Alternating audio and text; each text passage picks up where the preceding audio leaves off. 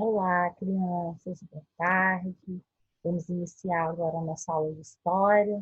Hoje nós vamos concluir o capítulo, se Deus quiser, e aí depois nós vamos só fazer atividades revisionais, né? Tirar as dúvidas que ficam para trás. Então vamos lá, pegue um livrinho aí. Vamos iniciar colocando na página 219. O tema será as identidades que formam a cidade. As identidades que formam as cidades. Nós sabemos que a nossa formação, ela vem da história, né? Tudo aquilo que ficou para trás faz parte da nossa formação, a formação da nossa sociedade hoje. O modo de viver, o modo de se vestir, os pratos que nós consumimos, né? A maneira de falar, tudo isso, ela vem do modo que as pessoas viveram no passado. Nossa página 119 vai falar sobre essas identidades, né? Depois, logo abaixo, vai falar também sobre a nossa identidade, que foi formada a partir daquela miscigenação, né, das pessoas.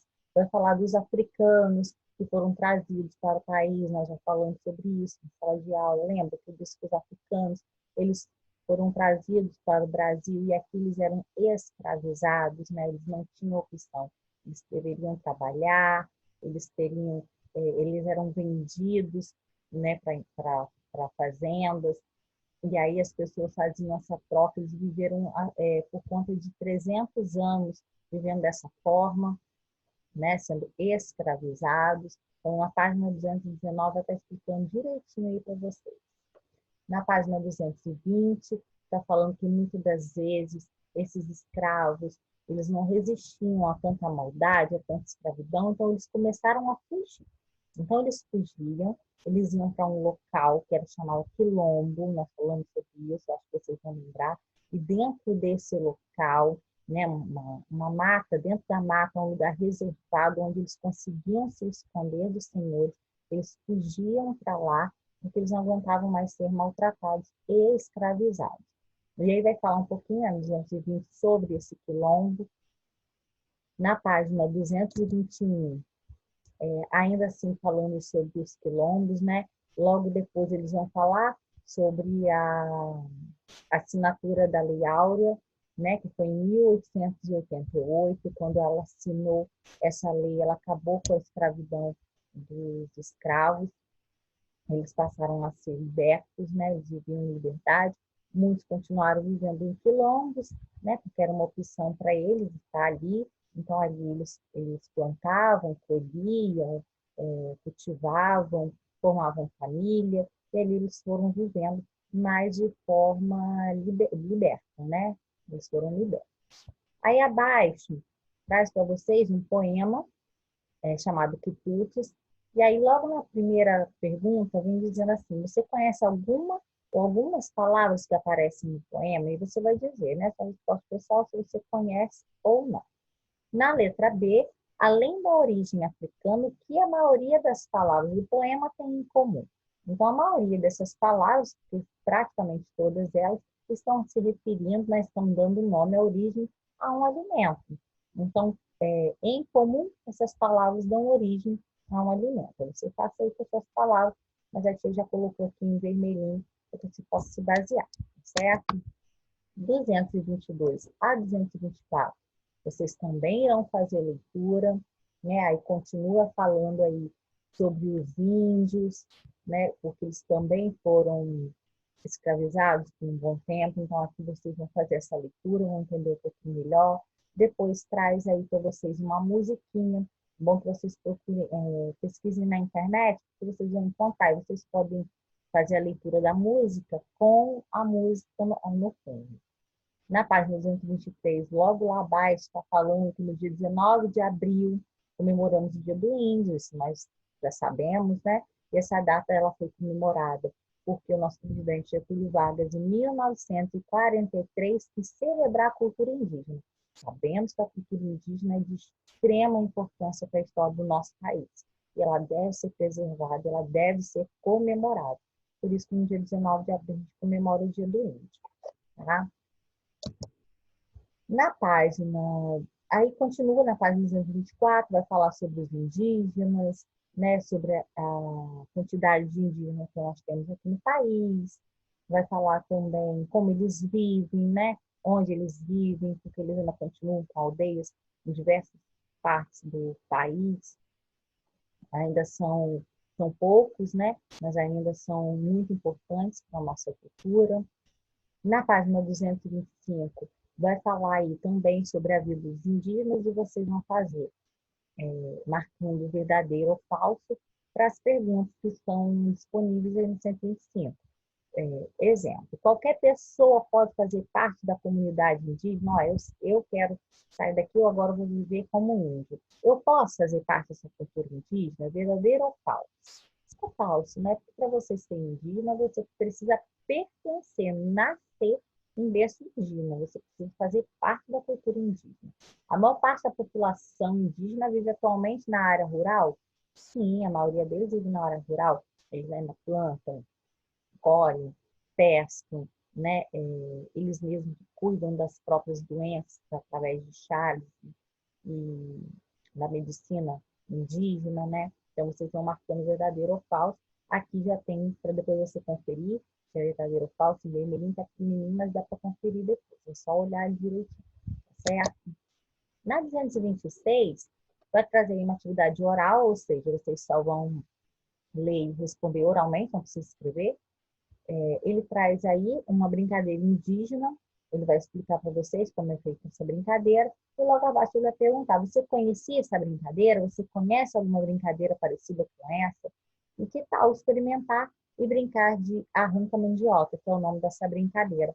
Tem aqui disponívelzinho aqui essa imagem, e no livro também traz a imagem. Então, vocês, e depois vocês podem brincar com os primos, irmãozinhos, né, com os familiares aí.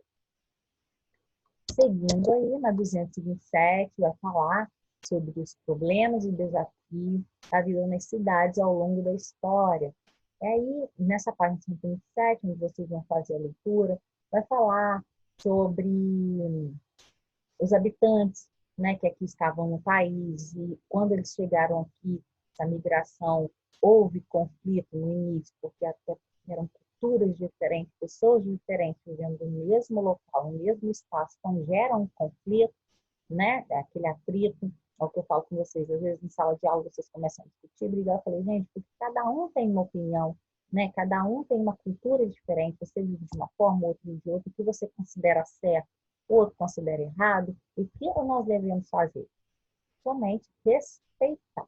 Então, a gente respeita a cultura, a maneira de viver do outro, mas é um desafio, né, de se enfrentar. São problemas que a gente enfrenta ao longo da nossa vida. Aí vocês vão fazer essa leitura da 127, 227, desculpa. Na 228, vocês vão fazer a leitura da carta em que Caminha relata como eram os indígenas. Há uma viagem aqui, Pedro Vaz de Caminha relatou em uma carta para Pedro Álvares Cabral como eram os indígenas, como eles viviam. E aí, nessa parte azul da página 228, vai estar dizendo, um pedaço da carta, ele vai estar dizendo como viviam esses indígenas, como era a vida deles, como eles se vestiam, né? Quais eram os costumes e tal. E aí vocês vão observar aí. Ao lado tem uma imagem, que é a imagem de um artista, e ele desenhou, né, ele pintou mulheres guarani civilizadas que vão à missa de domingo. Então, ele fez aí a imagem de uma mulher indígena indo à missa ao domingo. O livro pede para que você faça uma comparação da carta de Pedro Vaz de Caminha com essa imagem do artista Jean Debré. Então, vocês vão fazer a leitura da imagem, né, observando, e vão fazer a leitura da carta de Pedro Vaz de Caminha. E aí vocês vão responder lá embaixo. É correto afirmar que a imagem de Debré representa os indígenas da mesma forma que Caminha descreve em sua carta? É da mesma forma, eles estão pontuando as mesmas coisas, eles estão descrevendo as mesmas características dos indígenas? E vocês vão observar que não, que é falsa, porque Caminha descreve os indígenas como nus, eles não usavam nenhuma vestimenta, enquanto Debré apresentava mulheres indígenas vestidas e civilizadas. Nós sabemos que essa não é uma característica indígena. Hoje, alguns índios já se vestem, utilizam roupas, internet, né? Não moram em ocas, mas ainda assim são considerados índios.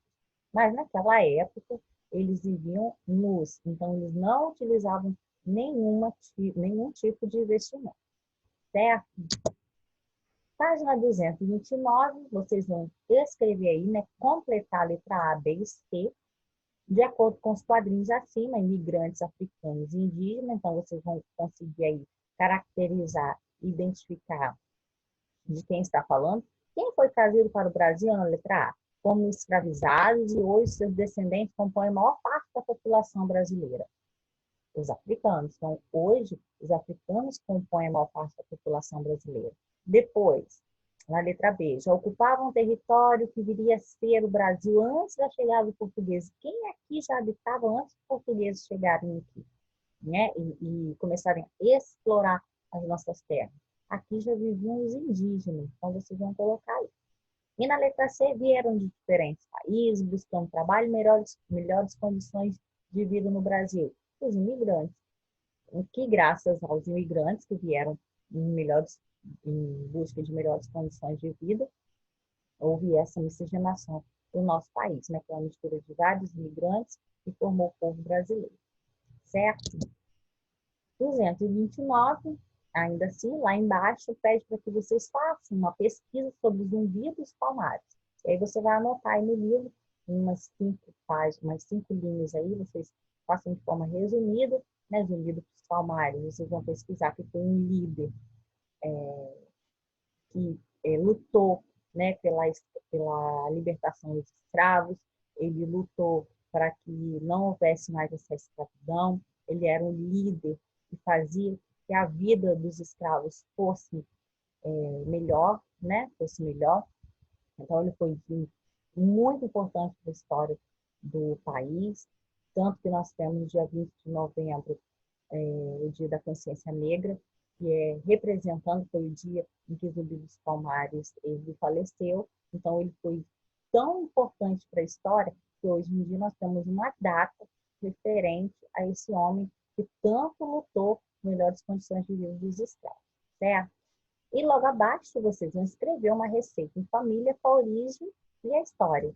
Ou seja, aquela receitinha em família que a avó faz, a tia faz, a mãe faz, todo mundo sabe fazer, né? Aquela receita de família que todo mundo gosta de fazer, vocês vão escrever essa receitinha embaixo, porque essa receita que a avó passou para a mãe traz para você e futuramente vocês vão passar para os filhos de vocês, isso faz parte da história de vocês.